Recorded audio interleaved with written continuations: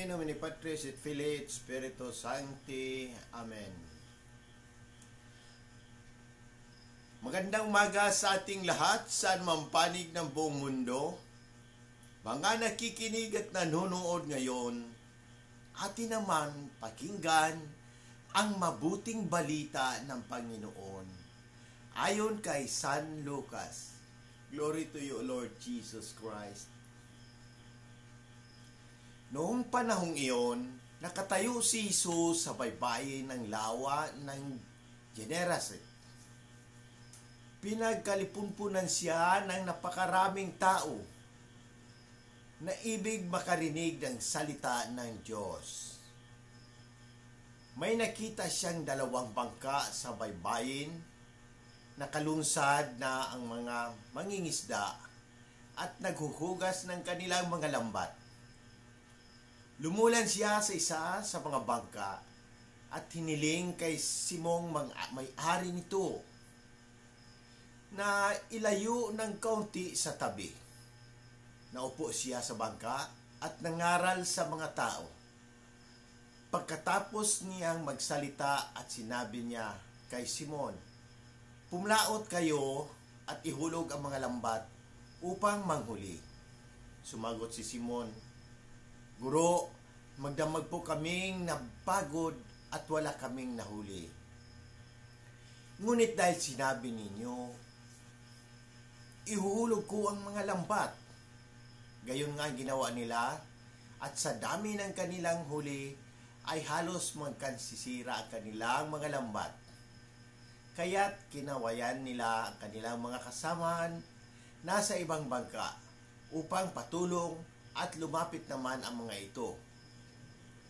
Napuno ang dalawang bangka ng halos lumubog. Nang makita iyon ni Simon Pedro, siya ay nagpatira pa sa paanan ni Jesus at nagsabi, "Lumayo po kayo sa aking Panginoon, sapagkat ako'y makasalanan." Nangingila siya at ang kanyang mga kasama dahil sa dami ng kanilang huli. Gayon din sina Santiago at Juan, mga anak ni Zebedeo, na mga kasosyo ni Simon.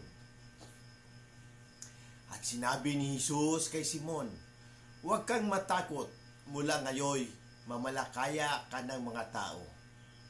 Nang maitabi na nila ang kanilang mga bangka, iniwan nila ang lahat at sumunod kay Jesus. Ang mabuting balita ng Panginoon. Praise to you, Lord Jesus Christ. Pagnilayan natin, mga Romano Katoliko, sa mabuting balita at sa unang pagbasa sa 1 Korinto. Ang Ebanghelyo ngayon ay isang mahalagang pagninilay sa pagtitiwala, pagsunod at pagbabago ng buhay. Sa simula, makikita natin si Simon Pedro at ang kanyang mga kasama na buong magdamag na nangingisda ngunit walang nahuli. Sa kabila ng kanilang pagod at pagkadismaya, sinunod nila ang utos ni Jesus na ihulog muli ang kanilang mga lambat dahil sa kanilang pagsunod sa salita ng Panginoon. Sila ay nagkaroon ng labis-labis na huli. Isang milagro na nagbigay ng pagkakmangha sa lahat. Mahalaga ang bahagi kung saan sinabi ni Pedro, "Lumayo po kayo sa akin, Panginoon, sapagkat ako'y makasalanan."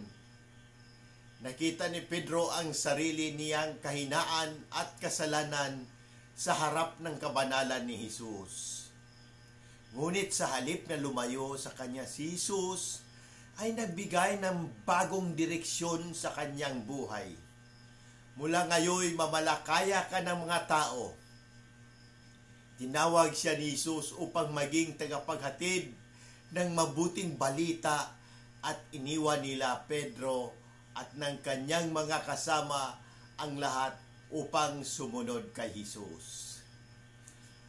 Ang pagninilay na ito ay nagpapaalala sa atin na sa kabila ng ating mga kakulangan at kasalanan, tinatawag pa rin tayo ng Diyos na maging kasangkapan ng kanyang pag-ibig at awa.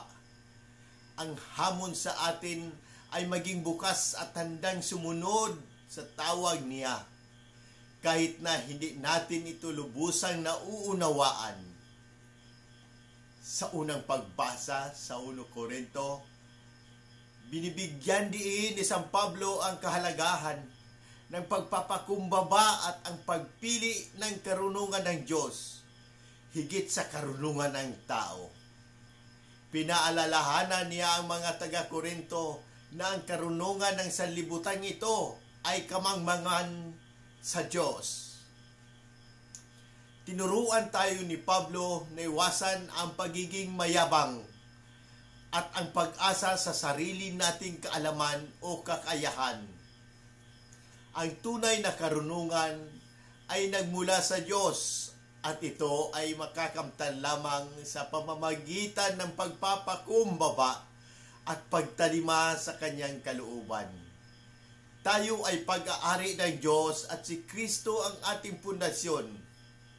Kaya't sa ating buhay, tayo ay tinatawagan na magtiwala at umasa sa karunungan na mula sa Kanya at hindi sa mga bagay na pansamantala o kasanlibutan. Naway maging gabay sa atin ang mga pagbasa ngayong araw sa ating paglakad sa landas ng kabanalan at pagmamahal ng Diyos. Sa muli, hinihikayat ko ang lahat, Katoliko man o hindi, na magtanong at pagnilayan ang mensahe ng Ebanghilyong ito. Kung may mga katanungan kayo tungkol sa pananampalataya, ang ating simbahan o anumang aspeto ng ating buhay, bukas ang aking puso na sagutin ang mga ito. Sama-sama natin pagnilayan at pahalagahan ang habag at pag-ibig ng Diyos na ipinapahayag ni Jesus sa Ebanghilyong ito. Sa pamamagitan ng ating mga gawain at salita, naway maging daluyan tayo ng habag at pagmamahal ng Diyos sa lahat ng tao. Amen. In nomine Patris et Filii et Spiritus Sancti. Amen. God bless!